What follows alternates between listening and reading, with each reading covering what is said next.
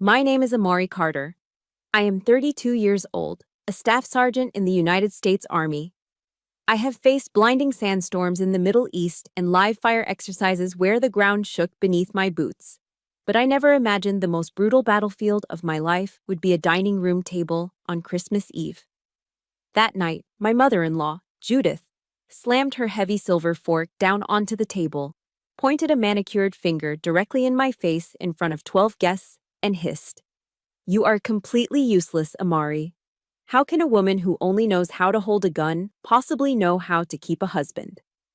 I turned to Tyler, my husband, looking for defense, looking for a partner.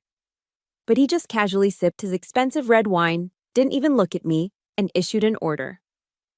"You heard what Mother said.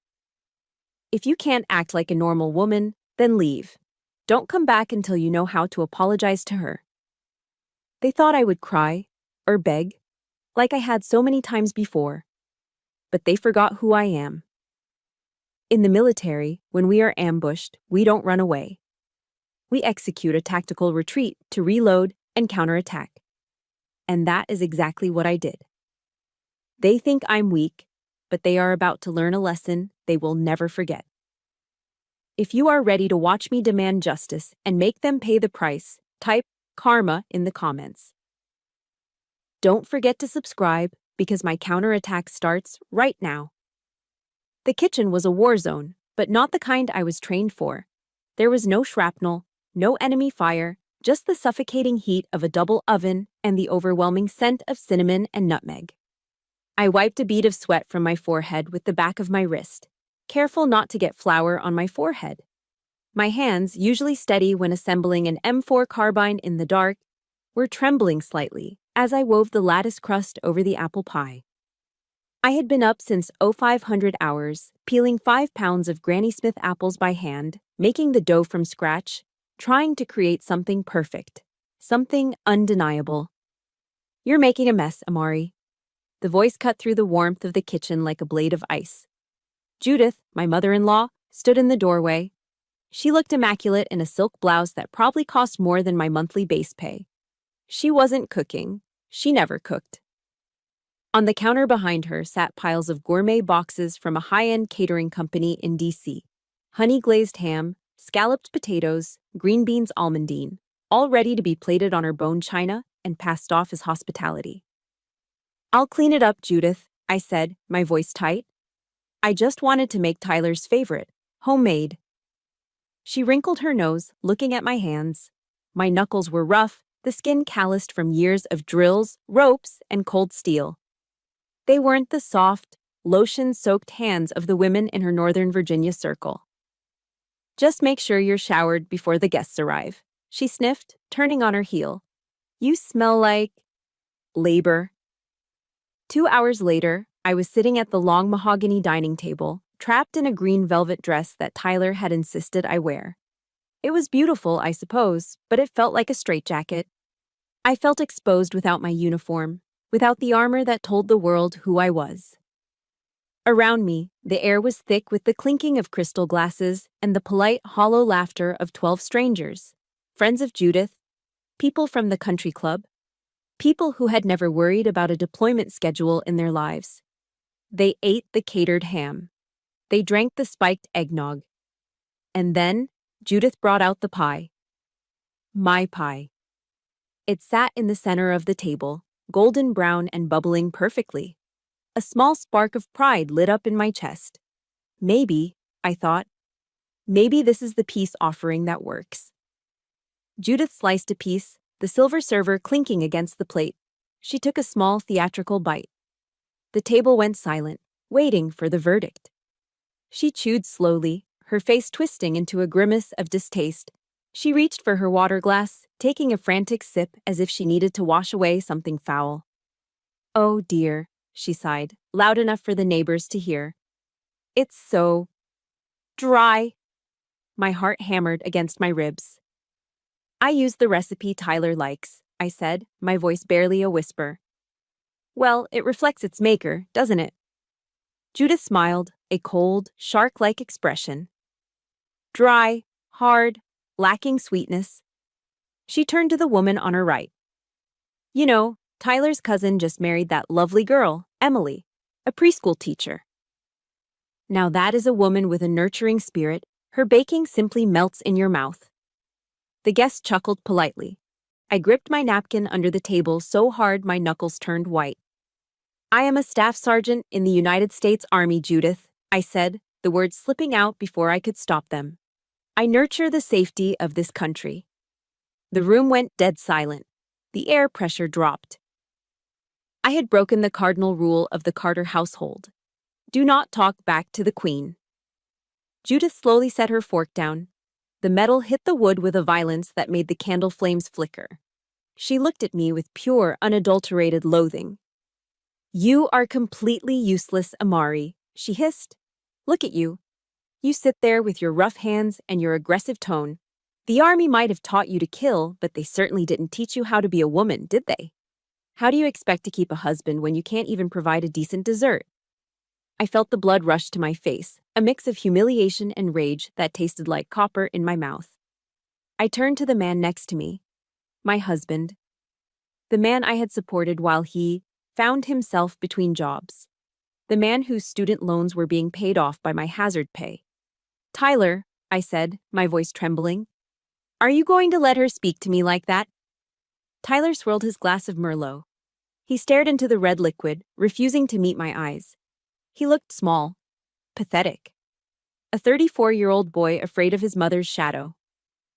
You heard what Mother said, Amari, he said, his voice flat, bored. He waved his hand toward the front door, a dismissive gesture you would use for a stray dog. You've ruined the mood. If you can't act like a normal woman, then leave. Get out. Tyler. I said get out, he snapped, finally looking at me with eyes full of annoyance. Don't come back until you know how to apologize to her. I stood up. The chair scraped loudly against the hardwood floor. 12 pairs of eyes watched me. They expected tears. They expected a scene. I didn't give them one. I straightened my spine. I took a breath. In for 4, hold for 4, out for 4. Tactical breathing. I walked out of the dining room, past the glistening Christmas tree, past the stockings that didn't have my name on them. I walked into the hallway and grabbed the only thing on the coat rack that felt like mine, my old, faded camo field jacket. I didn't put on my heels. I carried them. I opened the heavy oak front door and stepped out. The Virginia winter hit me instantly. It was 10 degrees below zero, the wind biting and cruel. The snow crunched under my bare feet, numbing my toes within seconds. But the cold outside felt better than the heat of that kitchen. I slammed the door behind me. The sound echoed like a gunshot in the silent, wealthy neighborhood. I was shivering, standing in the snow in a velvet dress and a field jacket with nowhere to go. But as I looked back at the glowing windows of the mansion, I didn't feel like a victim. I felt like a soldier who had just identified the enemy. The retreat had begun. But the war was far from over.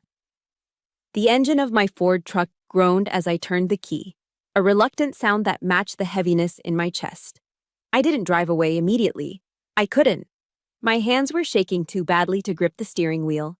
And it wasn't just from the Virginia frost that was already creeping across the windshield. I cranked the heat up to the max, blasting hot air against my frozen toes. But the chill I felt went deeper than my skin. It was in my bones. It was in my soul. Sitting there in the dark driveway, watching the warm, golden glow of Judith's mansion through my rearview mirror, I didn't see a home. I saw a cage. And for the first time in 5 years, I asked myself the question that had been lurking in the back of my mind like a shadow. How did I let it get this bad? I wasn't always this woman, this silent, velvet-wearing doll who trembled at a dinner table. My mind drifted back, 5 years ago. It was the first time I met Judith. I had driven straight to her house from Fort Belvoir. I was still in my OCPs, my operational camouflage pattern uniform, smelling like CLP gun oil and exhaustion after a 12-hour shift. I thought they would be proud. Tyler had told me his mother was a patriot. She even had a Blue Star family sticker on the back of her pristine white Lexus SUV, a symbol that she had a family member serving in the military. I walked up the driveway, my combat boots crunching on the gravel, feeling strong, feeling worthy. Judith opened the door before I could knock. She didn't look at my face. She looked straight at my feet. Her nose wrinkled as if she had smelled rotting garbage. "Oh," she said, her voice dripping with polite disdain. "Tyler didn't tell me you were coming. In costume." "It's my uniform, ma'am," I said, smiling, trying to be respectful. "Well, it's filthy," she countered, blocking the doorway with her body. "I just had the white oak floors refinished. You simply cannot wear those clodhoppers inside my house. They look like they've been dragged through a sewer." "They're standard-issue combat boots, Judith," I tried to explain. "They're clean." "Garage." She pointed a manicured finger toward the side door. "Take them off in the garage and leave them there. I won't have that aggressive military aesthetic clashing with my foyer." I looked at Tyler, waiting for him to defend me, to tell her that these boots had marched miles to keep people like her safe. But he just shrugged, looking embarrassed. "Just do what she says, babe. It's easier." So, I did. I sat on the cold concrete floor of her garage and unlaced my boots, leaving the symbols of my service next to her recycling bin. I walked into her house in my socks, feeling smaller with every step. That was the first chip in my armor. The second memory hit me as I rubbed my arms, feeling the velvet fabric of the dress that Tyler picked out. It was 2 years ago. I was in our apartment, getting ready to go to the gym. I was wearing a tank top, feeling good about my progress. I had just maxed out my deadlift score. I felt powerful. Tyler walked in, drinking a protein shake, and stopped. He frowned, looking at my arms. "Babe," he said, not with admiration, but with concern. "You're going kind of hard on the weights, aren't you?" "I need to stay in shape for the PT test, Ty," I said, flexing slightly in the mirror. He came up behind me, but he didn't hug me. He pinched the muscle of my bicep, a pinch that hurt just a little too much. "Yeah, but look at you. You're getting bulky. Your shoulders are broader than mine." "So?" I laughed, thinking he was joking. "So, it's not feminine, Amari," he said, his voice dropping to a whisper, like he was sharing a shameful secret. "Mom mentioned it last week. She said you look like a lumberjack. She's afraid of you. She thinks you look aggressive. Maybe stick to cardio, Pilates, something that makes you look more like a wife and less like a bodyguard." I stopped wearing tank tops that week. I started wearing cardigans, long sleeves, anything to hide the strength that I had worked so hard to build. I shrank myself to make him feel big. But the memory that hurt the most, the one that made hot tears finally spill over my frozen cheeks, was the memory of the medals. We had just moved into a townhouse near the base, a place Tyler insisted we rent because it was closer to Mom, even though the rent ate up nearly all of my basic allowance for housing, BAH. I was unpacking my most prized possessions, my Army Commendation medals, my achievement medals, the ribbons I had earned through blood, sweat, and sand in the Middle East. I was arranging them on the mantle, a small corner of pride in a house that didn't feel like mine. Judith came over for an inspection. She walked into the living room, saw the medals, and sighed. A long, weary sigh. "Oh, Tyler," she called out. "I thought we discussed the aesthetic." She walked over to the mantel and started sweeping my medals into her hand like they were dust bunnies. "What are you doing?" I asked, rushing over. "These are just too much," Judith said, dropping my medals, my life's work, into an old, beat-up shoebox she found on the floor. Clink, clink, clink. The sound of metal hitting cardboard sounded like trash being thrown away. "They don't match the beige theme, Amari," she said dismissively, closing the lid. "They're so violent, so tacky. Let's put these in the closet. We want guests to feel relaxed, not like they're in a bunker." I looked at the closed box. I looked at the empty mantel, and I said nothing. Sitting in my truck now, 5 years later, the realization hit me with the force of an IED explosion. They didn't just hate my cooking. They didn't just hate my boots. They hated me. They hated the soldier because the soldier was strong, and they needed me to be weak. They needed a servant, a paycheck, a prop for their family photos, not a warrior. I looked down at my feet. My toes were numb, squeezed into the ridiculous heels I had thrown on the passenger seat. For 5 years, I'd been trying to shove a soldier's foot into Cinderella's glass slipper. I had filed down my calluses, hidden my scars, and lowered my voice, hoping that if I just changed enough, the shoe would fit. Hoping that if the shoe fit, the prince and the queen would finally love me. But the glass slipper didn't fit. It never would. Because I wasn't a princess. And looking back at that house, I realized Tyler was never a prince. He was just the jester holding his mother's purse. I wiped my face. The tears were cold, but the fire in my gut was starting to burn hot. "No more," I whispered to the empty car. "No more hiding. I know I'm not the only one. I know there are thousands of you out there who have dimmed your own light just to keep the peace in a house that never appreciated you. If you have ever felt like you had to change who you are just to be loved by the wrong people, please do this for me. Hit that like button right now. And in the comments, I want you to type 2 words. Not anymore. Let me know I'm not driving down this dark road alone tonight." I shifted the truck into drive. The tires spun for a second on the ice, then caught traction.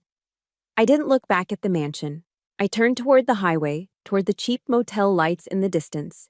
It was time to take off the glass slipper and lace up my boots again. The neon sign of the Motel 6 flickered with a rhythmic, buzzing hum, casting a sickly blue light across the hood of my truck. I was parked just off Interstate 95, that long concrete artery that bleeds through the heart of Virginia. The sound of 18-wheelers thundering past was constant, a low, mechanical roar that shook the thin glass of the motel window. I paid $49 for the room. The night clerk, a guy with heavy eyelids and a stain on his polo shirt, didn't ask why a woman in a velvet evening gown and a camo field jacket was checking in alone at midnight on Christmas Eve. He just slid the keycard across the counter and went back to watching a game show on a small TV. Room 114 smelled like stale cigarette smoke masked by cheap lemon cleaner. The carpet was a shade of industrial brown that was designed to hide stains, and the bedspread was thin and rough to the touch. I sat on the edge of the mattress, still wearing my jacket. I was shivering, but not from the cold anymore. It was the adrenaline crash, the shock wearing off, leaving behind a hollow, aching void in my chest. I looked around the dingy room and let out a dry, humorless laugh.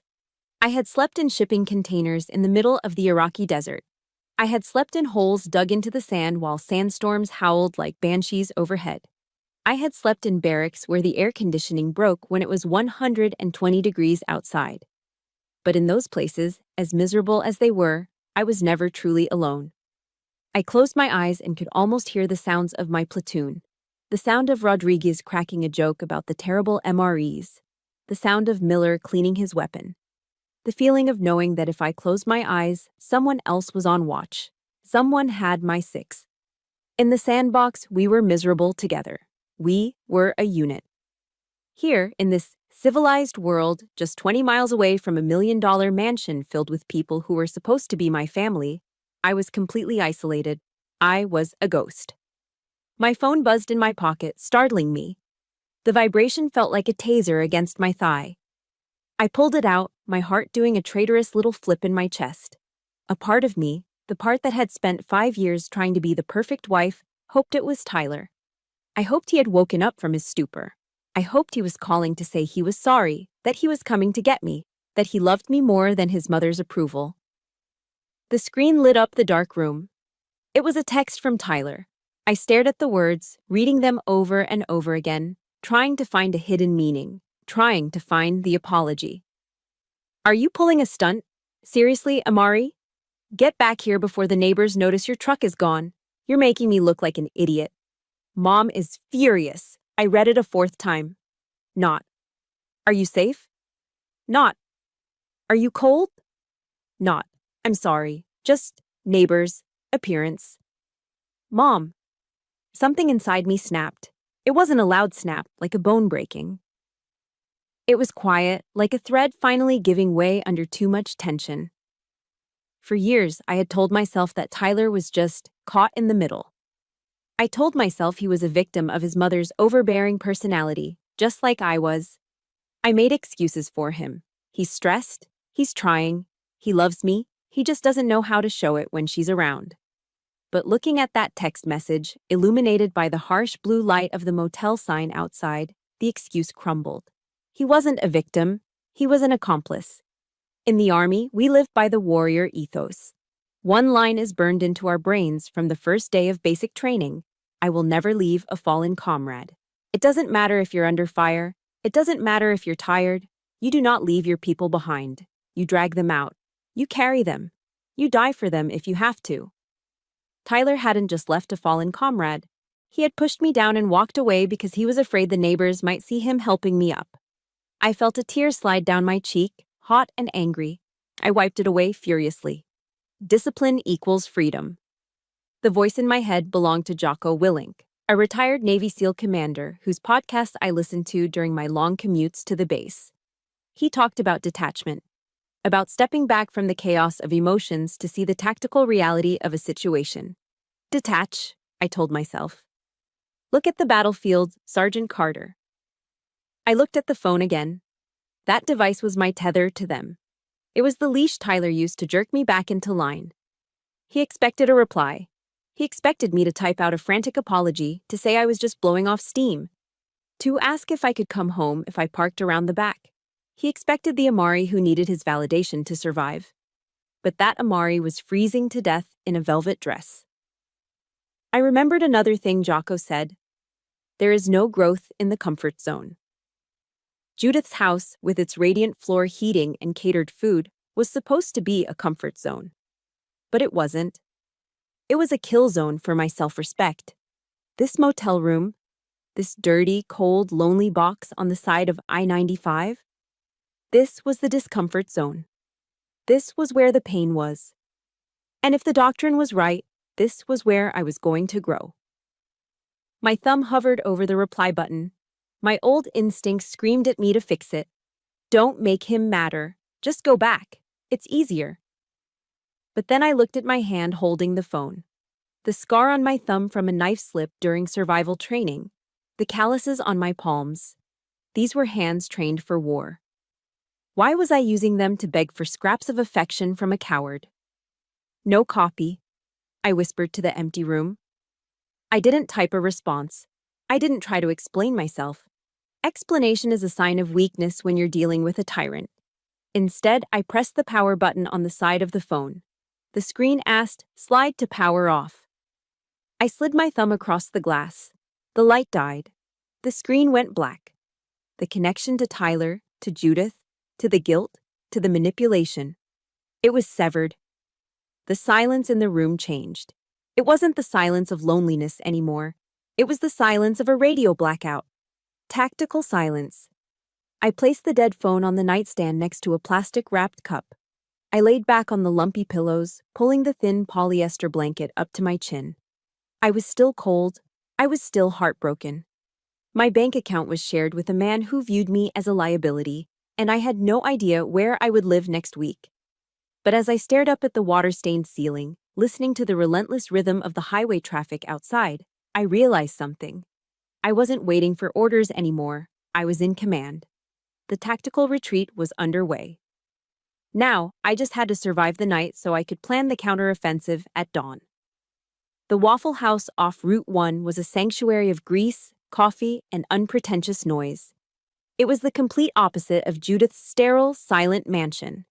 Here, the air smelled like sizzling bacon and maple syrup, and the waitresses called you honey without a trace of irony. I sat in a red vinyl booth, staring down at a plate of the All-Star special that Brooke had ordered for me: scrambled eggs, hash browns scattered and smothered, toast, and a waffle. It was comfort food, the kind of meal designed to heal a hangover or a broken heart. Brooke sat across from me, her hands wrapped around a thick ceramic mug. She was a civilian, a nurse I had met at a CrossFit gym 2 years ago. She was the only person in my life who saw the cracks in my marriage before I did. "You look like hell, Amari," Brooke said softly, pushing a packet of jelly toward my toast. "I feel like hell," I admitted, my voice raspy. I slept at the Motel 6 off I-95. I turned my phone off. I think I walked out on my marriage last night. Brooke didn't look surprised. She didn't offer the usual platitudes about working things out or counseling. Instead, she looked relieved. And then, she looked guilty. Amari, she said, her voice dropping to a serious whisper that cut through the clatter of silverware around us. There's something I need to tell you, something I should have told you months ago. But I didn't want to be the one to blow up your life. I looked up, my fork pausing halfway to my mouth. What are you talking about? Brooke took a deep breath. Do you remember the 4th of July BBQ at Judith's house last summer? The one where I brought my nephew? I nodded. It had been a sweltering Virginia day. I had spent the entire time manning the grill while Tyler and his mother drank cocktails on the screened-in porch. I went inside to put my nephew down for a nap in the guest room, Brooke continued. I left the baby monitor on the porch table so I could hear him if he woke up while I was grabbing a drink in the kitchen. But I didn't hear the baby. She reached across the table and squeezed my hand. Her grip was tight, urgent. The monitor picked up a conversation on the porch between Tyler and Judith. They didn't know I was listening in the kitchen. My stomach turned. What did they say? Brooke looked pained. Judith was complaining about you, the usual stuff, your clothes, your laugh, how you didn't fit in with their image. She asked Tyler why he hadn't left you yet. She asked him why he was wasting his time with a grunt. I felt the blood drain from my face. And? What did Tyler say? Brooke hesitated, her eyes filling with sympathy. He laughed, Amari. He actually laughed. And then he said... She pulled out a small notebook from her purse, flipping to a page where she had scribbled something down. I wrote it down because I couldn't believe it. He said, Mom, I know she's rough around the edges. I know she's embarrassing. But you have to look at the numbers. Her BAH pays off my Ford Raptor. Her paycheck covers the credit card bills. If I leave her now, I lose that housing allowance. I'm stuck with her until the truck is paid off. The world seemed to stop. The noise of the diner, the sizzling grill, the laughter of the truckers at the counter, faded into a dull roar. Stuck with her. B. Basic allowance for housing. It was a tax-free monthly allowance given to service members to pay for off-base housing. In Northern Virginia, that allowance was substantial, over $2,000 a month. I thought about Tyler's Ford Raptor, that massive $60,000 truck he insisted he needed for his commute to an office job. I'd been paying the note on it for 3 years. I thought I was being a supportive partner, helping us build a life. I wasn't a partner. I was a financing plan.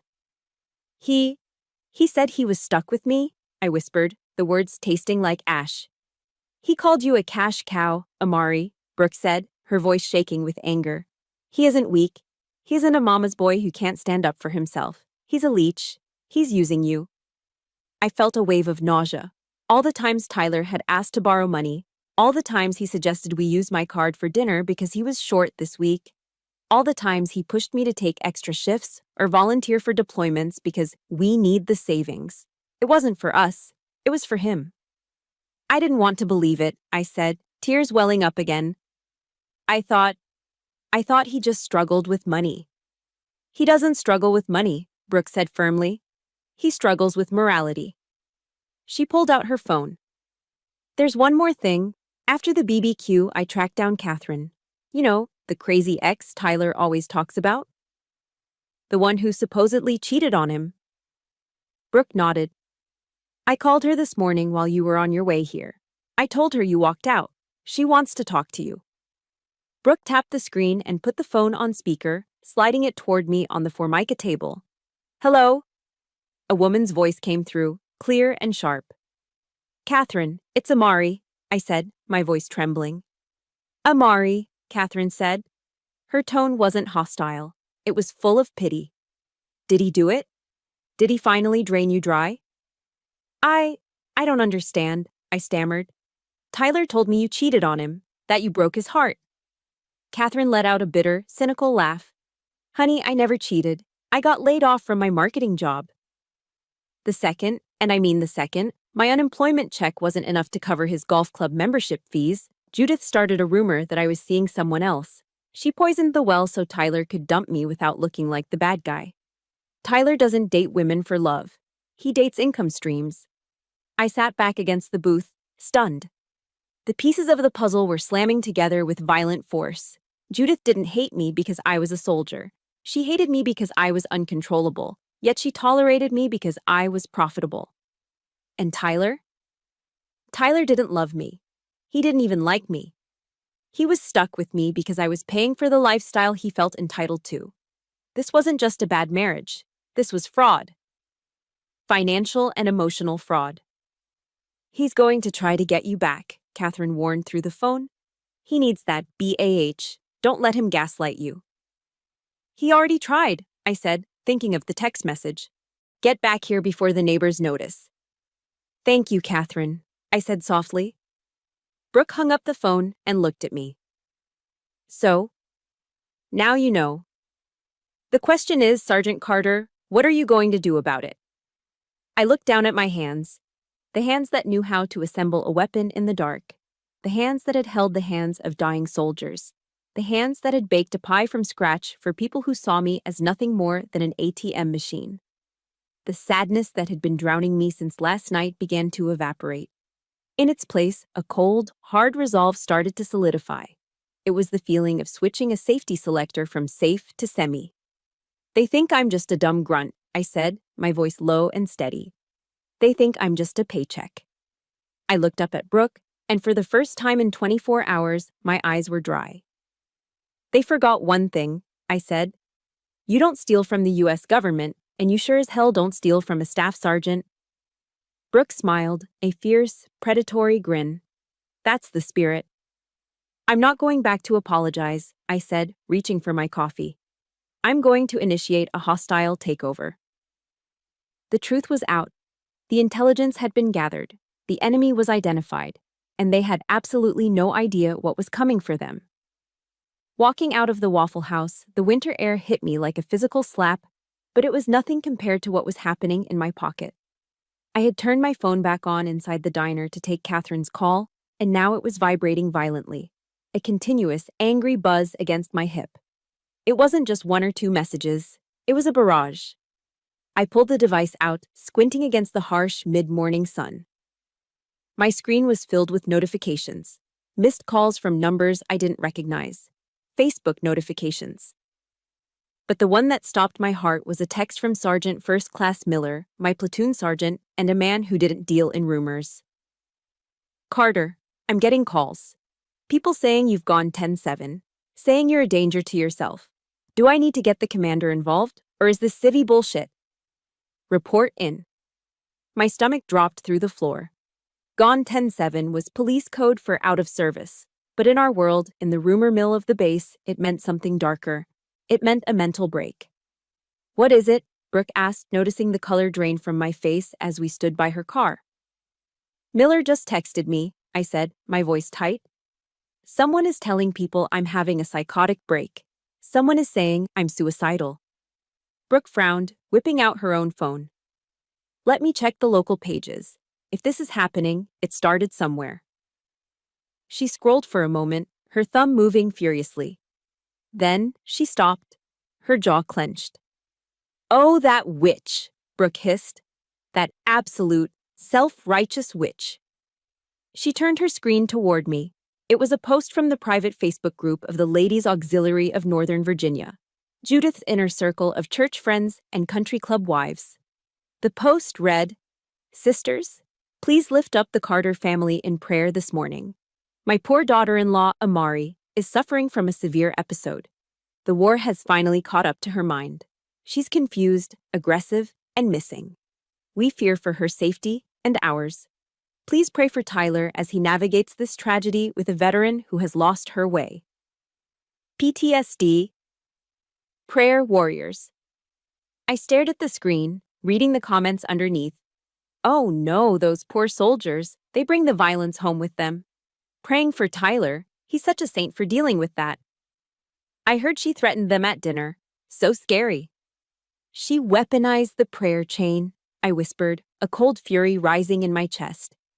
In the South, and especially in the high society circles of Virginia, the prayer chain is the most efficient intelligence network in existence. It masquerades as concern, but it is pure, unfiltered gossip. By asking people to pray for my broken mind, Judith wasn't just embarrassing me, she was nuking my career. If the wrong person saw this, if my commander believed I was unstable, I could lose my security clearance. I could be flagged as non-deployable. I could be forced into a psychiatric evaluation that would stay on my permanent record. Judith wasn't just trying to make me look bad to the neighbors. She was trying to strip me of my rank. She knew that the only thing I had left, the only thing she couldn't buy, was my reputation as a soldier. And she was bombing it. Why? I asked, looking at Brooke. Why go this far? Why not just say we had a fight? Think about it, Amari, Brooke said, her voice hard. If you divorce Tyler now, with a clean record, you get half the assets. You walk away with your dignity. But if you're crazy, if you're unstable, then Tyler is the victim. I finished the sentence, the realization dawning on me. He becomes the long-suffering husband caring for his sick wife. He gets the sympathy. He probably gets to keep the house and the truck because Amari isn't in a state to manage finances. It was a tactical strike, a preemptive legal maneuver disguised as a prayer request. My phone buzzed again. This time, it was Tyler. I opened the text, bracing myself. Amari, Mom showed me the messages you're sending people. You're not making sense. Mom is right, honey. You're sick. The war. It did something to you that we didn't see until last night. Come home. I'm not mad. I've already made an emergency appointment for you with Dr. Evans, Mom's psychiatrist. We need to get you on medication before you hurt yourself. Please, let us help you. I read the text twice. It was perfect. Too perfect. It was written for a judge. If I didn't reply, he would show this to a court and say, "Look, Your Honor, I tried to get her help, but she refused." If I replied angrily, he would say, "See? Look how aggressive and irrational she is." He was gaslighting me. He was trying to rewrite reality, trying to make me doubt my own sanity. He wanted me to believe that standing up for myself was a symptom of mental illness. I looked at my reflection in the window of Brooke's car. I didn't see a crazy woman. I saw a woman who had been asleep for 5 years and had finally woken up. I saw a staff sergeant who had managed logistics for a battalion in a combat zone. I saw a woman who could navigate a convoy through a sandstorm. I was not broken. I was not fragile. And I sure as hell wasn't going to let a woman who had never worked a day in her life diagnose me with PTSD just to cover up her son's financial parasitism. He wants me to go to their doctor, I said to Brooke, my voice terrifyingly calm. He wants to drug me into submission. What are you going to do? Brooke asked, looking worried. If you go back there, they'll swarm you. I tightened my grip on the phone until the case creaked. I'm not going back there, I said. And I'm not going to a doctor. I typed a response to Sergeant Miller first. CSG Miller, I am 10-4, acknowledged. I am safe, sober, and sane. I am currently dealing with a hostile domestic situation involving defamation. I will be reporting to JAG immediately to file a statement. Do not believe the chatter. Carter out. Then I looked at Tyler's text again. I didn't reply. I took a screenshot. They want to play the mental health card, I said, looking at Brooke with eyes that were cold and dry. Fine. They forgot that the military has lawyers who eat civilians like Judith for breakfast. You're going to JAG? Brooke asked, a slow smile spreading across her face. I'm going to JAG, I confirmed. This isn't a family dispute anymore, Brooke. They just attacked a U.S. soldier. This is a skirmish. I opened the door to my truck and climbed in. The smell of stale smoke from the motel was still on my clothes, but I didn't care. I felt sharper than I had in years. Judith wants a war, I muttered as I slammed the door and turned the ignition. She just got one. I sat in the driver's seat of my Ford F-150, the engine idling with a low, steady rumble that vibrated through the steering wheel and into my palms. I was ready to drive away, ready to head to the base. But Brooke knocked on my window. Her face was pale. She looked like she had just seen a ghost, or worse, a crime scene. I rolled down the window. What is it, Brooke? I shouldn't show you this, she said, hesitating, clutching her phone like it was a grenade. But you need to see exactly what you're up against. You need to see the narrative they are building while you sit here. She turned the screen toward me. It was a Facebook post from Judith. But it wasn't just text. It was a photo. A professionally staged black and white photo. It showed Tyler sitting in the leather armchair in Judith's library, holding a tumbler of scotch. He was staring out the window with a look of profound, tragic devastation. The lighting was perfect. He looked like a widower in a Victorian novel, not a man who had kicked his wife out into the snow 12 hours ago. I read the caption, and my breath hitched in my throat. A mother's heart breaks in silence. Please pray for my son, Tyler, today. He's trying to be strong, but the pain is visible. He is suffering the consequences of a partner who has chosen to abandon her vows and her home in the middle of our Lord's holiday. It is a tragedy when those trained to protect our country cannot find the heart to protect their own marriage. We are praying for Amari's safe return and for her heart to soften. Bakris Seed broken home. Prayer for Tyler. Soldier needs Jesus. The comments were already pouring in. He looks so crushed. Stay strong, Tyler. I always knew she was too rough for him. He deserves a gentle soul. Ungrateful, after everything that family did for her. I stared at the image. I looked at Tyler's face. I knew that look. It wasn't sadness. It was the face he made when he was hungover and waiting for Judith to bring him aspirin. They weren't just smearing my name. They were erasing my humanity. They were painting me as a monster who abandoned a grieving saint. Something inside me shifted. For the last 18 hours, I had felt a whirlwind of emotions. Shock, sadness, fear, confusion. I had felt like a victim. I had felt like a little girl lost in the woods. But as I looked at that photo, that calculated, manipulative piece of propaganda, the whirlwind stopped. The chaos in my mind settled into a flat, cold horizon. I handed the phone back to Brooke. My hand was steady, rock steady. Thank you, Brooke, I said. My voice sounded different, deeper, hollower. Amari? Brooke asked, leaning in. Are you okay? You look different. I'm fine, I said. Go home. I have work to do. I rolled up the window before she could argue. I was alone in the cab of my truck. The heater blasted warm air, but I felt cold. Not the shivering cold of the snow, but the cold of a weapon's barrel. I reached into the center console. Buried under a stack of old gas receipts and spare change was a small, worn book with a camouflage cover. My field Bible. I had carried it on 2 deployments. It had sand from Iraq still stuck in the binding. I opened it. I didn't need to search for the page. The spine was cracked open to the verse I'd read every night before convoy missions. Psalm 144:1. I ran my thumb over the thin paper, whispering the words aloud in the quiet cab. Blessed be the Lord my rock, who trains my hands for war and my fingers for battle. Who trains my hands for war. I looked up and caught my own reflection in the rearview mirror.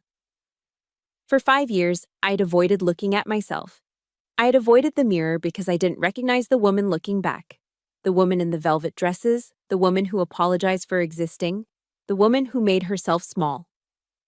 But today, the woman in the mirror looked back. Her eyes were red-rimmed, yes.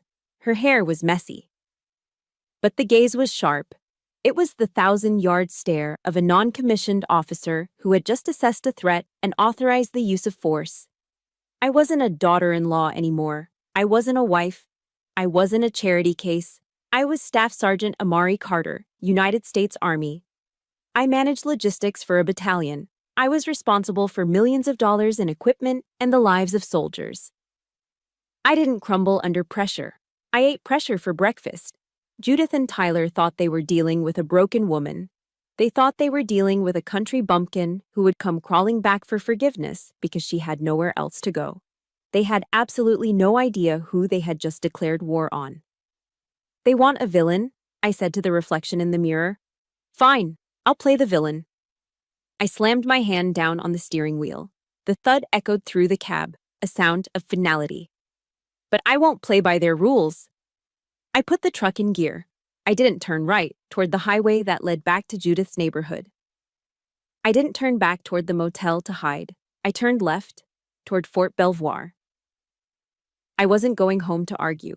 I wasn't going to scream and cry and give them more content for their Facebook pity party. In the military, when you are attacked, you don't just return fire blindly. You escalate. You call in air support. You use superior firepower to overwhelm the enemy until they have no choice but to surrender. Tyler wanted to use the legal system to trap me. He wanted to use doctors to gaslight me. He forgot that I belonged to the most powerful organization on the planet. He forgot that the Uniform Code of Military Justice was a shield that his mother's money couldn't penetrate. I wasn't going to a therapist. I was going to the Judge Advocate General's office, the JAG. I was going to file a report that would make Judith's gossip look like a bedtime story. I was going to unleash a legal storm that would strip Tyler of every single benefit he thought he was entitled to. As I merged onto the highway, watching the speedometer climb, I felt a strange sense of peace. It was the peace of purpose, the peace of knowing exactly what the mission was. "Blessed be the Lord, my rock," I whispered again, feeling the engine roar beneath me. God trains my hands for war. And Tyler? Tyler had just handed me the ammunition. I drove toward the base gates, leaving the weeping wife behind in the snow. The soldier had taken command. I know that right now, listening to this, there are so many of you who have reached this exact moment. That moment when the tears stop, the sadness evaporates, and you realize you are done being a victim. If you have ever had that moment where you looked in the mirror and decided to fight back, I need you to show me right now. Hit that like button to stand with Amari. And in the comments, I want you to type one simple word. Enough. Tell the world that you are done being stepped on. I tapped the GPS screen. Destination: JAG Corps Legal Office. Estimated time of arrival: 20 minutes. Run, Tyler. Run while you still can. The fluorescent lights of the Judge Advocate General's office, the JAG, hummed with a frequency that usually gave people headaches. To me, it sounded like salvation. I sat in a stiff wooden chair across from Captain Richardson, a sharp-eyed legal officer with a high and tight haircut and zero tolerance for nonsense. On the desk between us lay the foundation of my life: my military service record, my earnings statement, and the threat text from Tyler. "Let me get this straight, Staff Sergeant," Captain Richardson said, leaning back and crossing his arms. "Your husband is threatening to have you declared mentally incompetent by his mother's private doctor?" "Yes, sir," I replied, my voice steady. "He believes that if he can prove I have severe PTSD, he can file for power of attorney or at least sway a divorce court to grant him control of our marital assets, specifically my future pension and my BAH. The captain let out a short, dry laugh. It wasn't a happy sound. "Virginia is an equitable distribution state, Carter. But military benefits? Those are federal. And attempting to weaponize a mental health diagnosis to seize control of a service member's finances?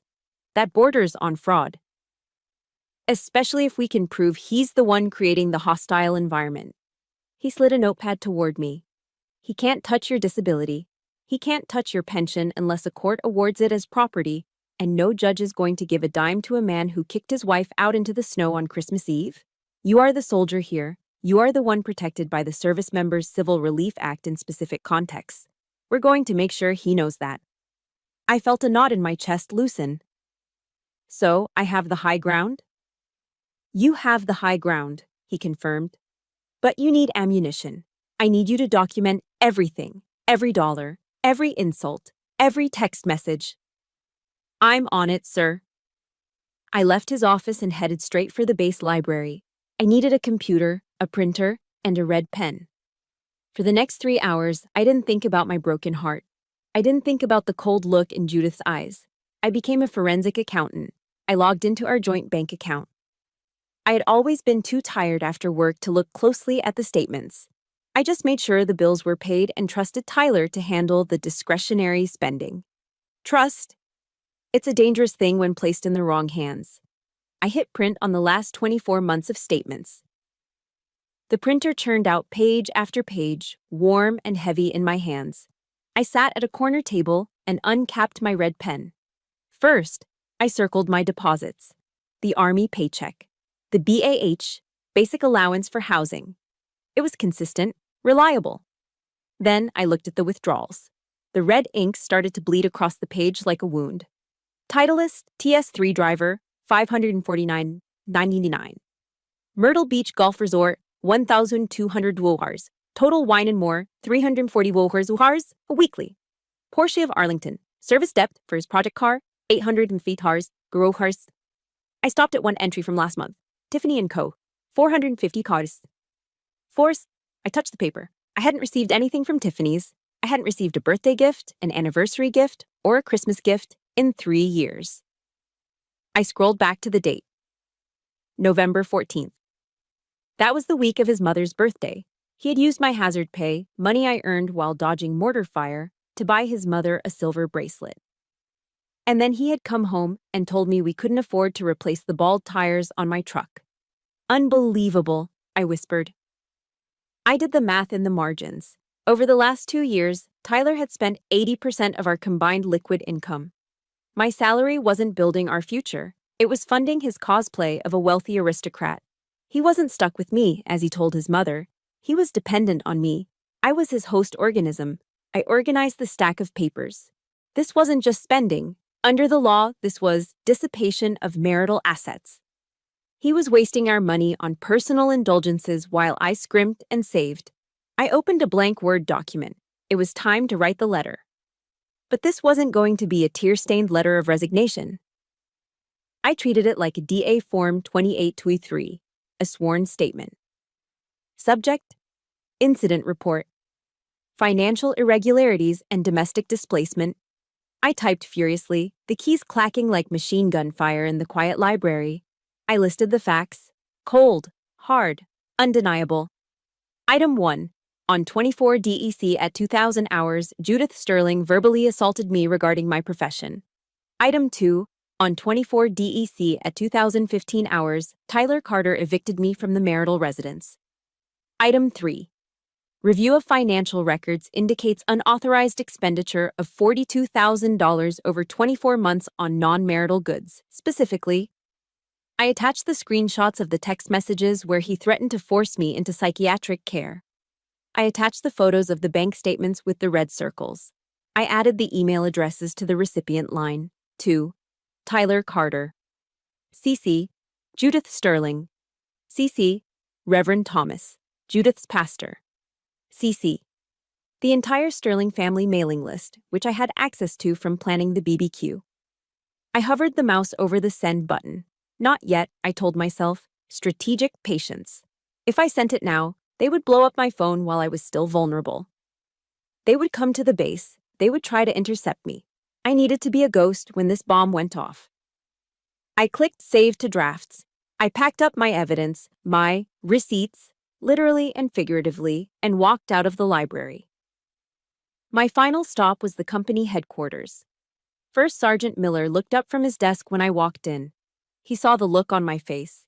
He didn't ask stupid questions. What do you need, Staff Sergeant? I need 48 hours of emergency leave, First Sergeant, I said. I have a domestic situation that requires relocation. I need to secure new quarters and move my gear. Miller nodded slowly.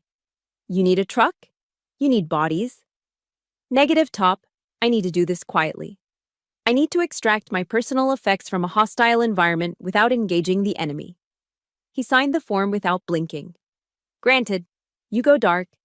If they call here looking for you, I haven't seen you. Watch your six, Carter. Hooah, First Sergeant. I walked back to my truck as the sun began to set behind the hangars. The base was calm. The flag was being lowered for the retreat ceremony, the bugle notes of "To the Colors" drifting across the cold air. I stopped and saluted the flag, feeling a lump in my throat. This was my family. This structure, this discipline, this code. This was where I belonged. Not at a dining table being told I was worthless. I climbed into my truck. I had my leave approved. I had my legal protection. I had the evidence that would destroy Tyler's reputation and his bank account. The plan was simple. Tomorrow morning, Tyler would leave for work at 800. Judith had her tennis lesson at 0900. The house would be empty. That was my window. I wasn't just going to leave, I was going to disappear. And when I was gone, I was going to drop the email that would burn their world to the ground. Operation Ghost Protocol was a go. H-hour was set for 09 p.m. tomorrow. 0900 hours. The target was on the move. I sat in my Ford F-150, parked 3 blocks away behind a cluster of oak trees, watching through binoculars. Judith's pristine white Lexus SUV backed out of the driveway, heading toward the country club for her Tuesday morning tennis lesson. Tyler had left an hour earlier in his Raptor, presumably to go sit in his cubicle and pretend to be a tycoon. The house was finally empty, and this was H-hour. I put the truck in gear and rolled slowly down the street. My heart wasn't racing with fear anymore. It was beating with the steady, heavy rhythm of a breaching charge about to detonate. I pulled into the driveway, leaving the engine running. I didn't care if the neighbors saw me. Let them look. They were about to get a show anyway. I walked up to the front door, the key feeling heavy in my hand. I unlocked it and stepped inside. The silence of the house was immediate and oppressive, smelling of expensive vanilla potpourri and deception.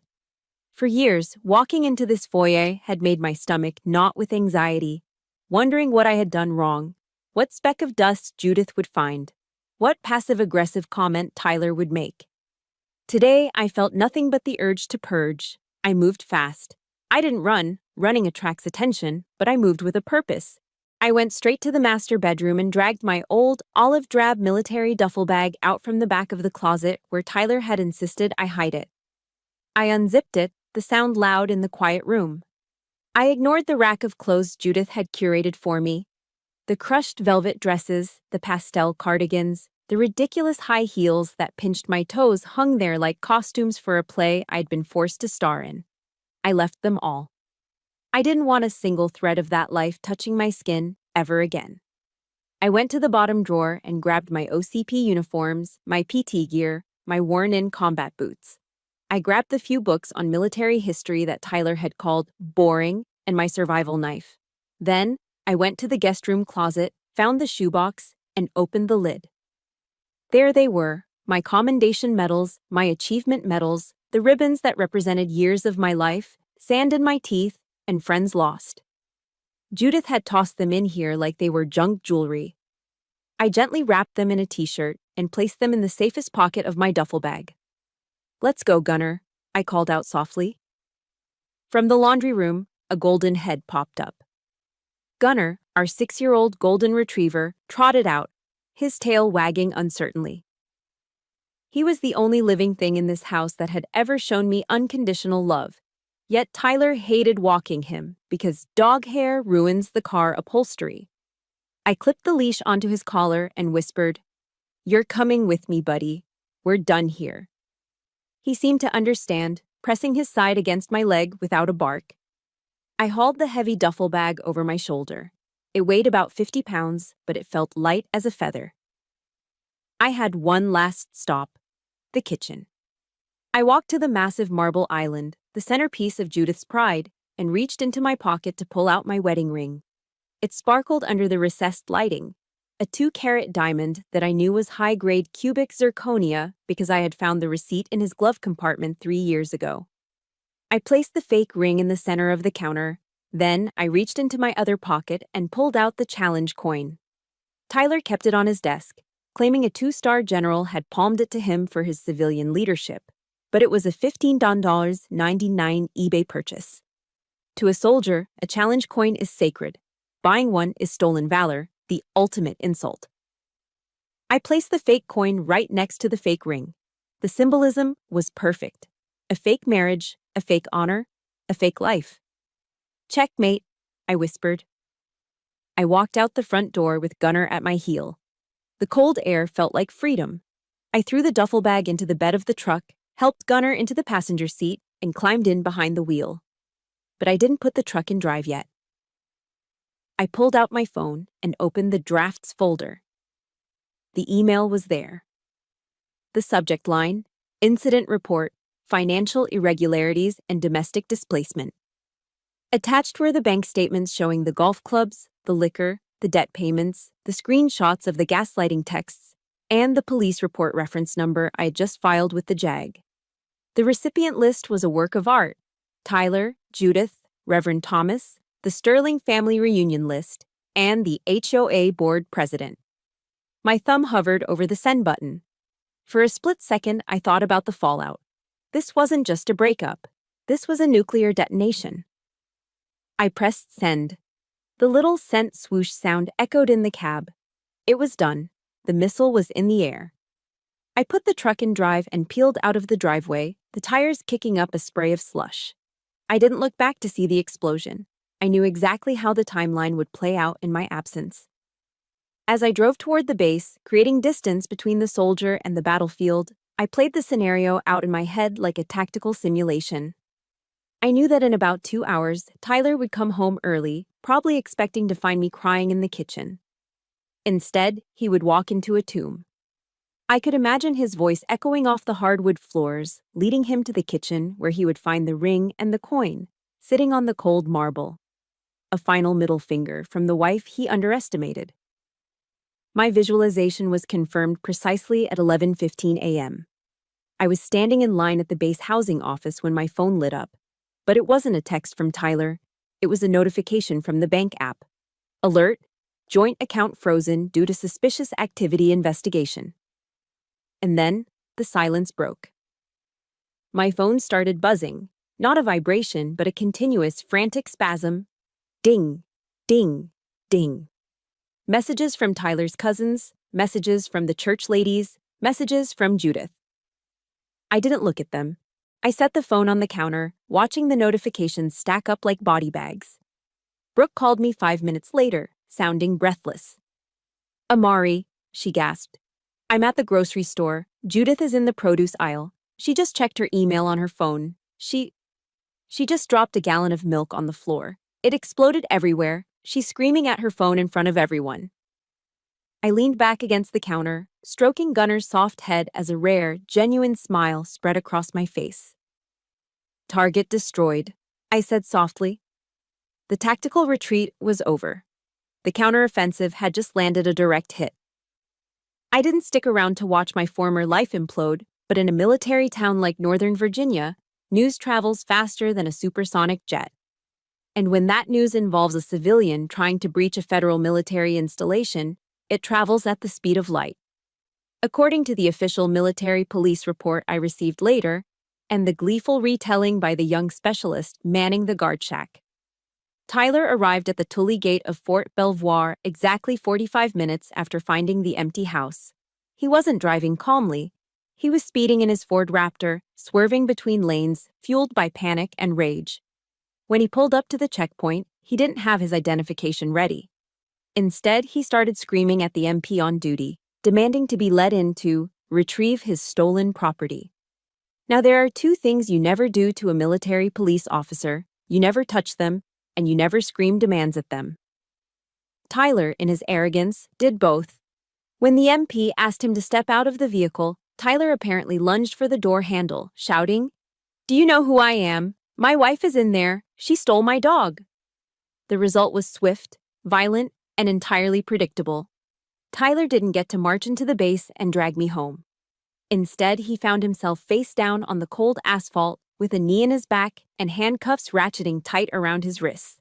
He was arrested for disturbing the peace on a federal installation and failure to obey a lawful order. His precious Ford Raptor was towed. The incident report noted that he was hysterical and uncooperative. It was the first time in his life that Tyler Carter faced a system he couldn't manipulate with his mother's money or a charming smile. The United States Army does not care about your country club membership. While Tyler was getting a crash course in federal law enforcement, Judith was facing a tribunal of a different kind. Sunday morning arrived with the usual pomp and circumstance at their affluent community church. Usually, Judith Sterling would walk into the narthex like she owned the building, greeting her prayer chain circle, with the benevolent air of a queen holding court. But this Sunday was different. My email had hit the inbox of every influential woman in that congregation on Tuesday. They had read the bank statements. They had seen the text messages, but most damning of all, they had read my detailed account of how Judith mocked my service, how she called a soldier useless and a mental case, because I didn't bake a pie to her standards. In Virginia, patriotism isn't just a sentiment, it's a social currency. Almost everyone in those pews had a father, a son, or a husband who served. Disrespecting the troops is the one sin that Southern hospitality does not cover. Brooke's mother, who attends the same service, told me later that when Judith walked in, the room didn't go silent. It went cold. Judith approached Mrs. Higgins, the head of the altar guild. Mrs. Higgins simply turned her back and began adjusting a flower arrangement. Judith tried to wave at the pastor's wife. The woman looked straight through her, as if she were made of glass. Then came the coup de grace. One of the older matriarchs of the church, a woman whose grandson was a Marine, walked right up to Judith in the middle of the aisle. She didn't shout. She leaned in and whispered loud enough for the surrounding pews to hear. "Judith, honey, we saw the email. You might want to pray for your own soul before you worry about anyone else's. We don't take kindly to people who spit on the flag in this house." Judith turned a shade of pale that matched the church walls. She didn't stay for the sermon. She turned on her heel and walked out, humiliated in the sanctuary she had ruled for decades. She had tried to use the church to destroy me, but the shrapnel had blown back right in her face. The final act of this tragedy played out 3 months later in a sterile conference room at a lawyer's office in Arlington. It was time to sign the divorce papers. Tyler was already there when I walked in with my JAG-appointed legal counsel. He looked terrible. He had lost weight, but not in a healthy way. His hair was unkempt, and the arrogance that used to define his posture was gone, replaced by a nervous twitch in his leg. He didn't look at me. He looked at the stack of documents on the mahogany table. My lawyer, Captain Richardson, had made it very clear to Tyler's attorney, we had enough evidence of financial dissipation and attempted fraud to tie Tyler up in court for years. We could go after him for every penny of the BAH he had squandered. We could expose his spending habits to his employer, or he could sign an uncontested divorce decree. The deal was simple. I kept my pension, I kept my dog, I kept every cent of my future earnings. He kept his debts, his leased truck, and his mother. "Just sign it, Tyler," his lawyer whispered, sounding exhausted. "It's the best deal you're going to get." Tyler picked up the pen. His hand shook. For a second, I thought he might try to speak to me, might try to gaslight me one last time with a, "I still love you," or "We can fix this." But he looked at the thick file folder sitting next to my elbow, the file labeled Evidence, Financial Records. He knew what was in there. He knew I held the nuclear codes to his reputation. He signed, scratch, scratch, scratch. He pushed the papers across the table without a word. "We're done here," Captain Richardson said, gathering the documents efficiently. I stood up. I looked at the man I had vowed to spend my life with. I searched inside myself for some feeling, anger, sadness, maybe even a little pity. But there was nothing. It was like looking at a stranger in a grocery store line. He was just a man. A small, sad, greedy man who had mistaken kindness for weakness.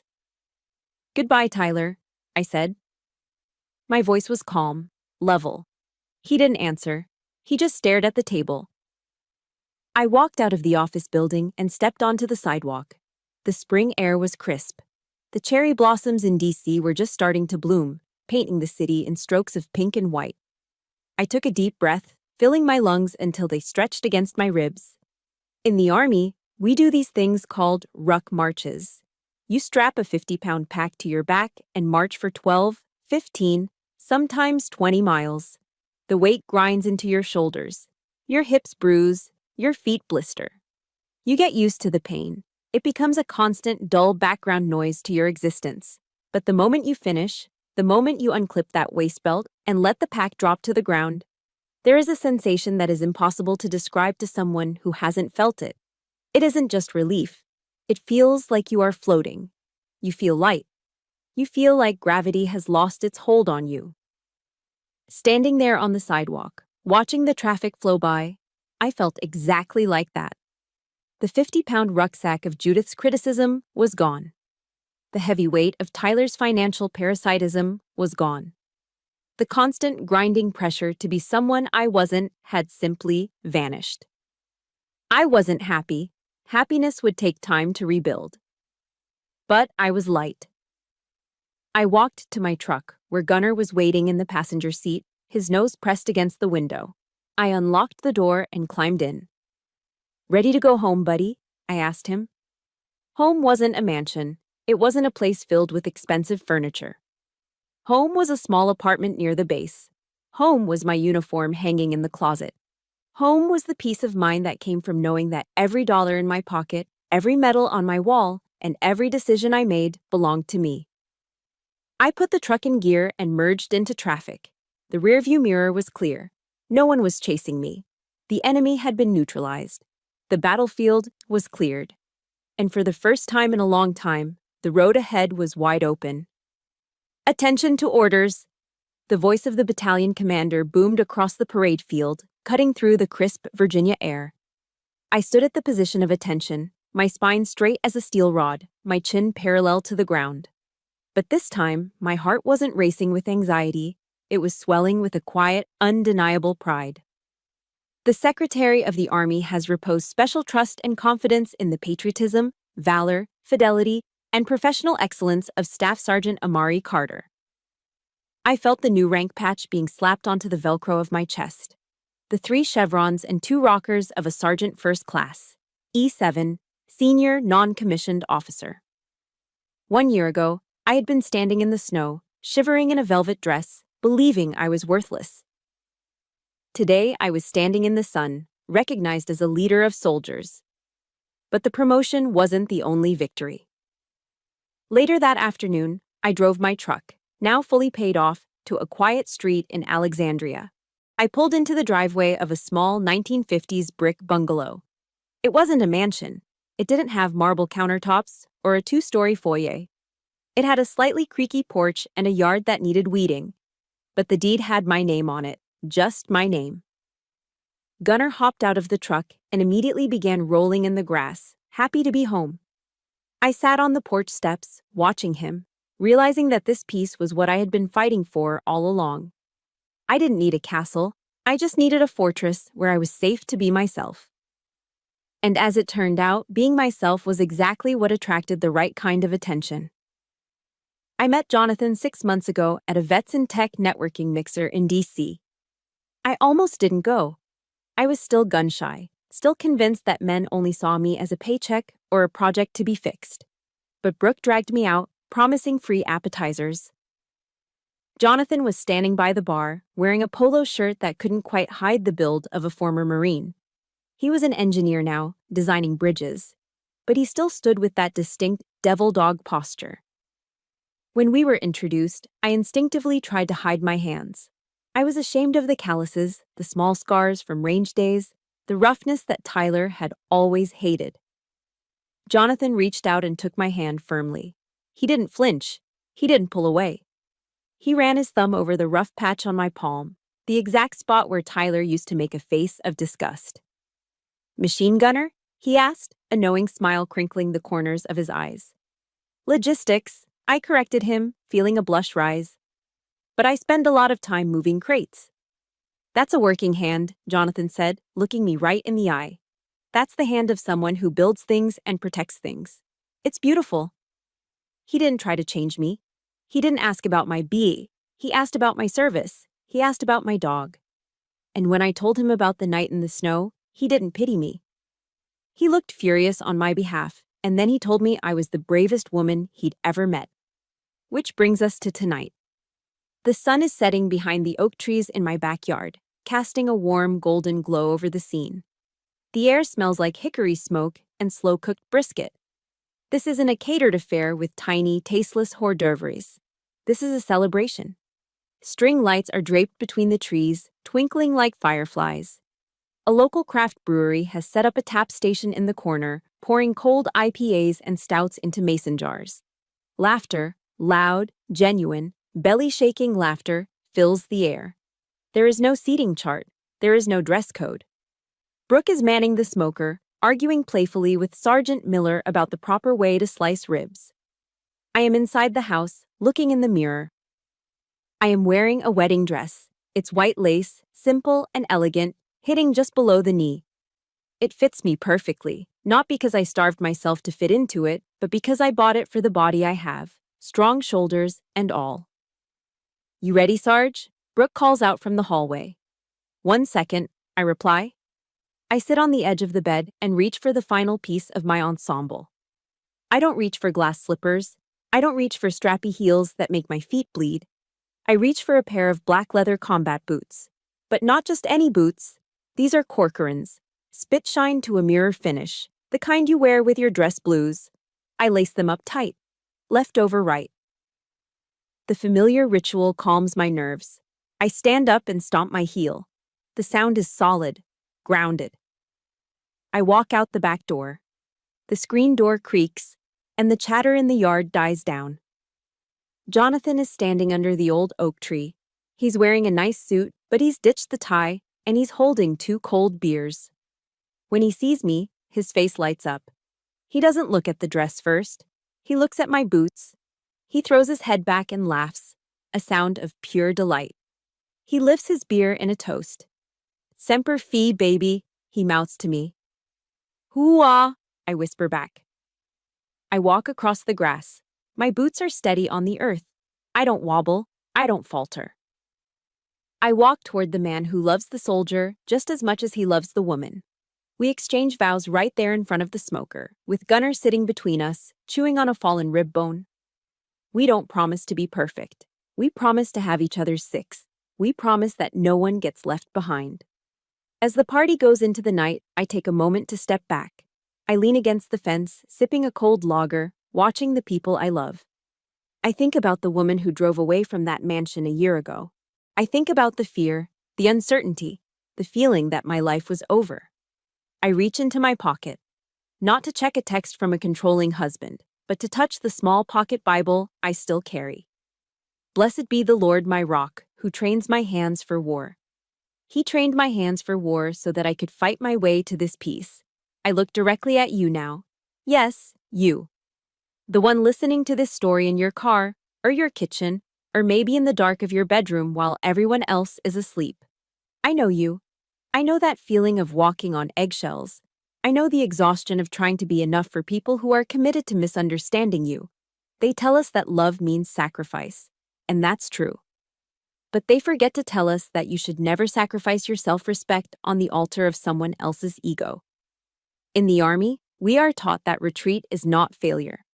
Sometimes, a tactical retreat is the only way to save your life. It's the only way to regroup, rearm, and come back stronger. I didn't lose my marriage that Christmas Eve. I survived it. And if you are in that trench right now, listening to the mortar fire of criticism and control, I want you to know something. You can walk away. You can pack your bag. You can lace up your boots and march toward a life where you are celebrated, not just tolerated. The victory isn't in changing them. The victory is in saving yourself. I take one last look at my husband, laughing with my friends under the string lights. I smile, turn off the lights in my head, and whisper the final status report. Mission accomplished. Looking back, the most critical lesson I learned wasn't about how to defeat Tyler or Judith. It was about defeating the voice in my own head that whispered, I deserved their cruelty. We often stay in toxic situations because we mistake endurance for love or silence for peace. But I realize that you cannot heal in the same environment that made you sick. True strength isn't just about how much pain you can carry. It's knowing when to set the load down. Your self-respect is a territory worth defending. Never apologize for establishing a boundary that protects your soul. That isn't selfishness. It is necessary survival. This was just one battle in the long war of life. And I know many of you are fighting your own silent battles right now. If my story gave you even a spark of courage today, please hit that like button. It helps this message reach other soldiers in the trenches who need to hear it. And I want to hear from you. Have you ever had to execute a tactical retreat to save yourself? Share your victory in the comments below. Don't forget to subscribe and turn on notifications so you never miss a briefing. Until next time, stay strong and hold the line.